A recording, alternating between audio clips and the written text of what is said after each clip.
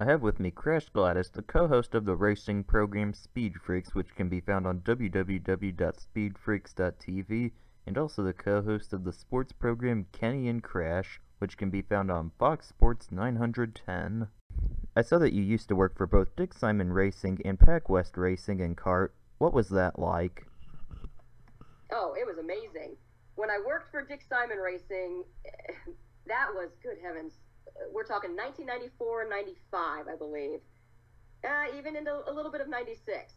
So we're talking a time when Dick Simon was just, wow. He would field 5 to 6 cars at Indianapolis, and his passion for the sport was just unmatched because he just wanted to do so much to keep the sport so elevated. It was his life. I mean, granted, it is pretty much everybody's life when they get into something as expensive and as cool as IndyCar racing. But there was just something about Dick Simon. He had his boating business, his yachting business, but IndyCar was really his love. And working for him was just, it was fun. It was serious. And you learned a lot about the business side of motorsports. But at the same time, Dick Simon was one of those guys that he wanted everybody on the team to go on vacation with him. He took a bunch of people out to Catalina at the end of the season after Laguna Seca used to be the season finale, and we'd drive down to Southern California and then head over to Catalina for a couple of days. And he was just a guy that would party with you and have fun with you and want to make sure you are always having a good time. He was even that way at the racetracks. Just an awesome guy. I caught up with him again this year at Phoenix's big Mario Andretti reunion, and it was cool to have Dick Simon there and kind of relive some of the memories of, like, for instance, one of his pool parties at his home in Indianapolis on the west side back in the late 90s. And just a guy that just wanted everyone to be happy. Thinking about it in this day and age, I feel like there's so much negativity in our news that we need more Dick Simons these days because he genuinely wanted people to be happy. I loved working for him. Now, it became a little strange when he sold then to Andy Evans, and the Dick Simon team became Team Scandia in 96. So there was a little bit of a transition there, and then that's when I left summer of 96 and then found a job with Pac West Racing in January of 97. And that was an amazing year because Pac West won, gosh, did we win 4 races that year? Mercedes won the title. That was our engine manufacturer. Mark Blundell won one of the closest races ever at Portland. That was our inaugural win for the season. Just absolutely incredible season. And, well, that's also how I got my nickname because Mauricio Gugelmin won the Vancouver race over Labor Day weekend in 97. The team drove down, speaking of partying, Bruce McCall was our team owner with Pac West. The team drove down to Bruce's mountain. Yes, he owned a resort on the top of a mountain in the state of Washington. And we had a big celebration after the Vancouver race, and that was between Vancouver and Laguna Seca. And we celebrated Mauricio Gugelmin's win at Vancouver, but we celebrated the entire season. And let's just say that we all had several adult beverages, and there was a comedian that Bruce McCall hired for the entire team that night. Once we all got there, we just had an absolute blast. The next morning, many of us went out to go go-kart racing out on Bruce's go-kart course. It was raining. We were hungover. I confused my left foot from my right foot, and I kind of slammed into a tree trunk at maybe 35 miles an hour and had to go to the emergency room, hence the name Crash. So that's kind of where that all started. But yeah, working for those two teams, oh my gosh, amazing. As if I wasn't already passionate about IndyCar in the first place, working for teams just solidified it. Well, it's interesting you were talking about Dick Simon there. You know, at one point the FBI actually thought he was D.B. Cooper. I believe it.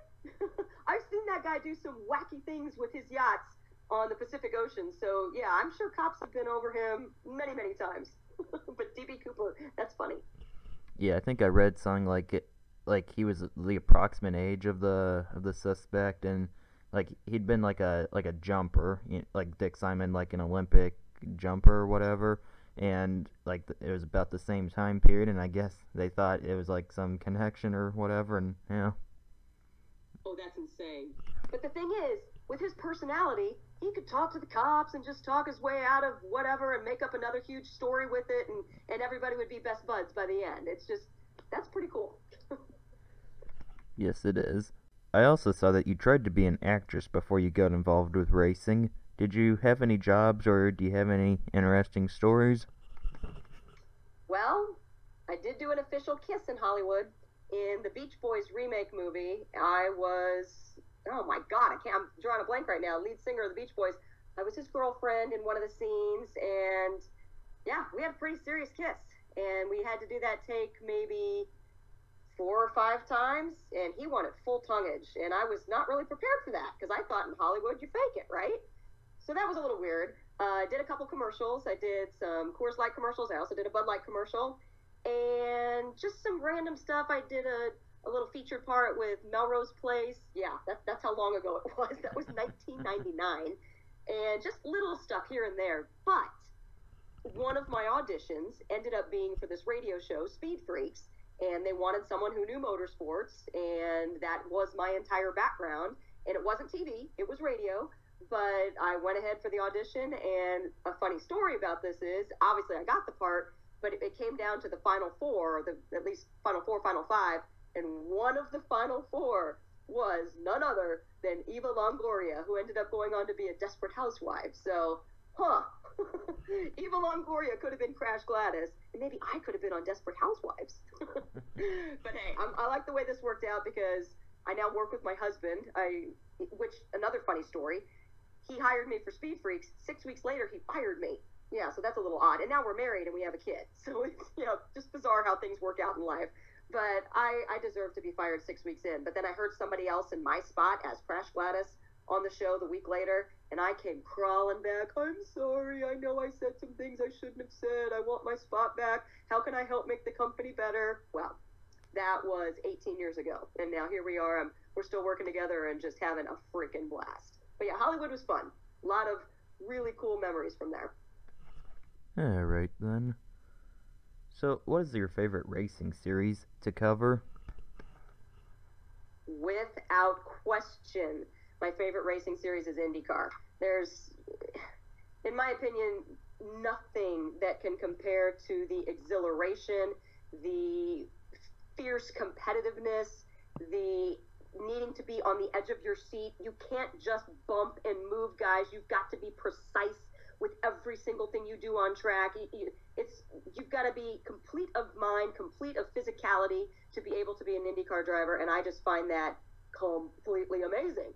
So yes, IndyCar. Granted, I was born and raised in Indianapolis, and my dad unfortunately died when I was 4 years old, but he was one of the assistant medical directors at the Indianapolis Motor Speedway when I was a kid. So it was in my blood from the beginning. My dad and my uncle working at the track, and Olvie was one of their guys.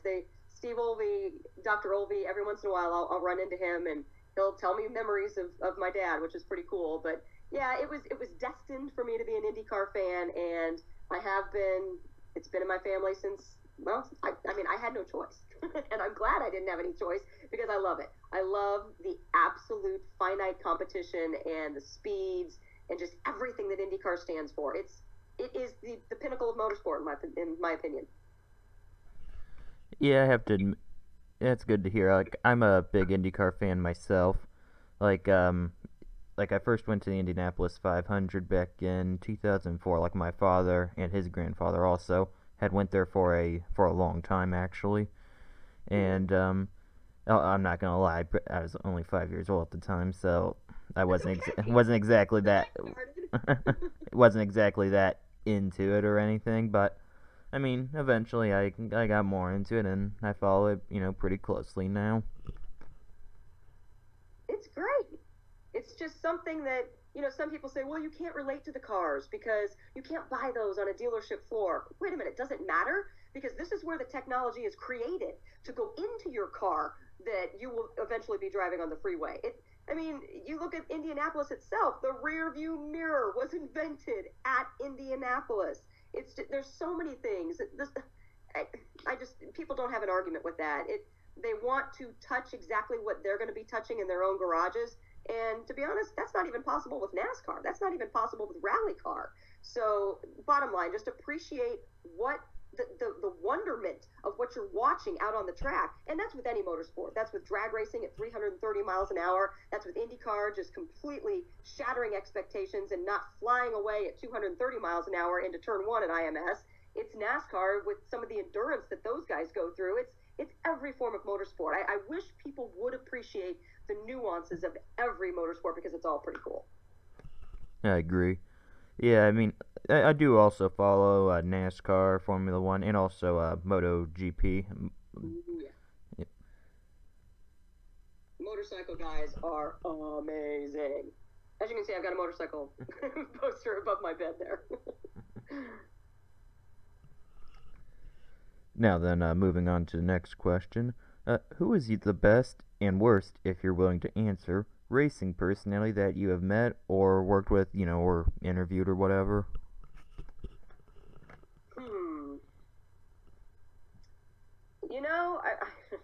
I'll start with worst, and it's kind of a sad story. I don't understand how this person, who has such a great personality, turned into being kind of a curmudgeon.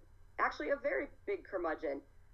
We, back in the early 2000s, did a lot with Speed Freaks and Paul Gentilozzi, sports car driver who eventually became a Champ Car owner, and good dude, but for some reason just had a lot of ego and selfishness that tore our friendship apart. So he ended up being one of the guys that I lost a lot of respect for. And it's a shame because his personality was great and he had some really good interviews with us. I don't know what's happened to Paul Gentilozzi in recent years. I would love to rekindle a friendship and get back to the old Paul Gentilozzi that we all knew and loved, but I guess that would have to be the worst for now because there were just some things said that made no sense, and some of the things that he did once he was a Champ Car owner just also made no sense, and some guys not getting paid, and I don't live like that. I need fairness. I need a heck of a lot more fairness. And then when it comes to the best, oh my gosh, where do we begin?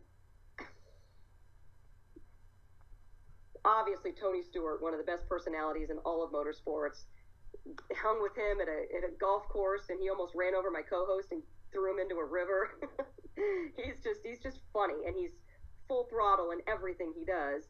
Clint Boyer, speaking of that exact same golf course, that's a guy that's the full personification of work hard, play hard. Love Clint Boyer. And then there's nobody at all that can have any more well-rounded, entertaining, just amazing conversation than Mario Andretti. He's one of my all-time guys.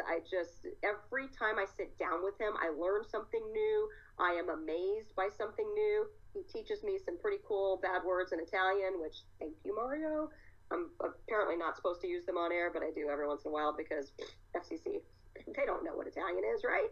But yeah, there's nobody better than Mario Andretti. And to be perfectly honest, Scott Dixon was a driver that was in Indy Lights when I was with Pac West Racing.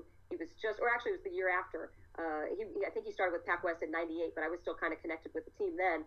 And so I got to know Scott Dixon when he first came over to the States. And he's a guy that I've just always followed, and I've admired him going from this shy guy to where he is now. And I know Emma, his wife, has brought a lot of his personality out in him, but just he has grown as a person himself as well, just with his physical fitness, with just him and his amazing relationship with his daughters, and just him being fun and not worrying about what people think. I love that about him. He just lives his life the way he knows is best, and he's great to so many other people. Scott Dixon's a pretty freaking cool dude. But then again, it's kind of hard to not say that about a lot of guys in IndyCar. Tony Kanaan, love him. Dario Franchitti, love him. Elio Castroneves, love him. I mean, James Hinchcliffe, how can you not love a bunch of these guys? It's a sport where we're pretty fortunate to have a lot of good-hearted and good-minded and just fun people. Yeah, I've met some of those drivers you mentioned, like Andretti. Actually, I think out of those drivers you mentioned, Andretti was the only one I've met. But I've met like Elio Castroneves, Gabby Chavez, Pippa Mann, and others. Those are just some that come to mind immediately. And they were all pleasant people to be around. Good pleasant people. Yes. Now, you also said something about Genelosi, and I know now he currently runs like an IMSA team for Lexus, I believe, and I know I read last year that Ryan Hunter-Reay, who used to drive for him in Champ Car, Yes. sued him to basically like had previously sued him because he wasn't paid, and just last year the courts basically said that Genelosi owed him the money and was ordered to pay it to Hunter-Reay. Good. Because we don't have time for that in this sport. And we've seen people throughout, whether it's NASCAR, sports cars, Supercross, IndyCar, have these shady deals, and that's not right. They bring about shady deals in order to get sweet tickets and entertain their friends. It's like, no, no, no, no. You've got drivers' lives on the line, and you've got drivers' livelihoods in the balance. They've got to raise their kids over something that you promised them. So pay up, sucker. I just have no tolerance for that. So, also, what is your opinion of the recent news that the France family is looking to sell their stake of NASCAR? Ever since the Charlotte Panthers went up for sale in, when was that? Officially November of 2017. To me, the writing was on the wall. Brian France has always wanted to be an NFL owner.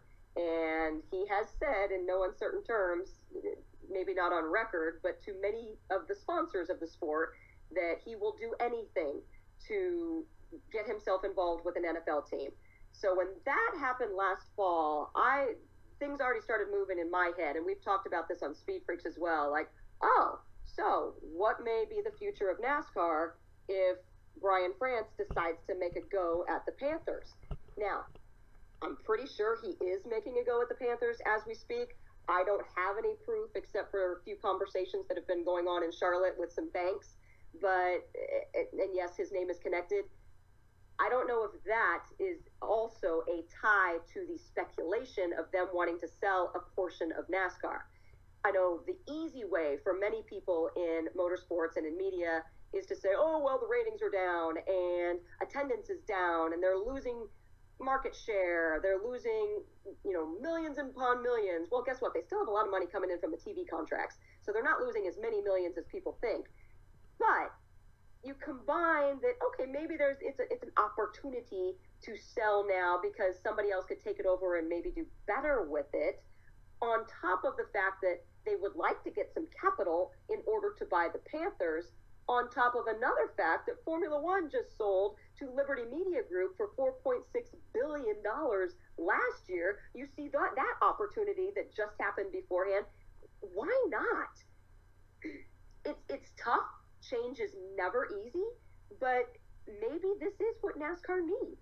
And if the France family is going to have more passion, at least Brian France, into an NFL team versus motorsports, even though Big Bill and the family, motorsports was their livelihood, it doesn't seem to have transcended into the younger generations. And if that's the case, then fine. Let somebody else take it over who can have a fresh perspective and maybe do something better with it. I'm cool with it. I see really no harm in it whatsoever. Okay. Yeah, I admit I don't think I see harm in it either. Now, I will say that I do think with the right hand, NASCAR could certainly regain popularity. Like you see people that say that because their ratings and attendance are admittedly down, especially compared to about, 10 years ago or so? Oh, that, yeah. 15 years ago, especially. Yeah, like, I would say NASCAR, you couldn't argue that they're not down, but they're down, but they're definitely not out at this point. No. In my opinion, though, I really, and we've talked about this on Speed Freaks as well, I really, really think motorsports needs to get a little bit of a reality check with each other and work together much better than they have over the last 20 years.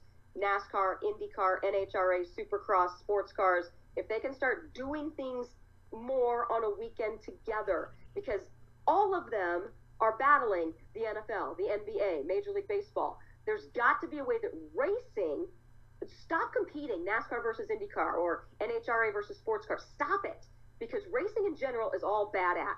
And if they could start working together to be one big team against stick and ball sports, that's your competition. It's only going to help. Like Randy Bernard used to say when he was at the helm of IndyCar, all boats rise on a high tide. We all need to start realizing that.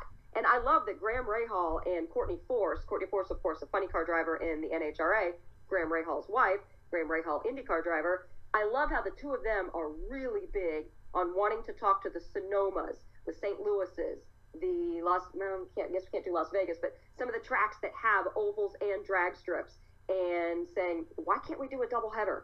Let's do this, people. It's only going to benefit both sides if we do. So I hope that there's some of that coming up in the future as well. Yeah, I hope so too. Honestly, I think I wouldn't be surprised if at some point in the future you saw, at least in America here, one sort of not universal series, but like basically almost a governing body, like for NASCAR, IndyCar, sports cars, etc. Never say never. You never know, especially if NASCAR does end up getting another ownership group and they're a little bit more open to doing something like that. Yes. Now one quick question before you go. With the Indianapolis 500 next month, who's your pick to win? This year, one of the most wide open years ever, and based on the last couple of years, how we've just been in awe on what's actually happened on the track, whether it's the 100th or the 101st, and now this year the 102nd, it honestly is anybody's game. Now, as you and I are talking right now, we haven't had any practice time or qualifying time besides the little refresher courses about a week ago.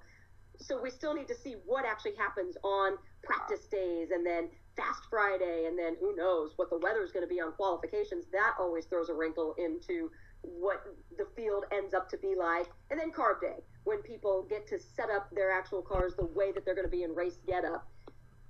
It is so wide open, but I love that. Could it be a Penske car? Could it be an Andretti car? Could it be Danica shocking the world? I'm telling you, though, Graham Rahal, he had a damn good car last year. He just had bad luck. He's a guy that everyone needs to be watching. I'm gonna put a lot of money on the line on Graham Rahal because I think he's really got what it takes. That team is really solid this year. You saw what he did in the Phoenix Open test. It might not have translated as much to the race, but his patience is going to pay off. But then again, you can't count out anybody in Penske or anybody in Andretti or anybody with Ganassi. It's going to be so good. I cannot wait. This is what I live for. This is my Christmas, is the Indy 500. And this year, the 102nd running, you've got at least 15 drivers who can win this thing. It's going to be so good. I can't wait. But yeah, Graham's going to be my little early pick. All right, then. Now, I just want to say thank you for joining me. Thank you for having me. This is good. Anytime we can talk IndyCar, anytime we can talk racing, I'm good. Yeah, right.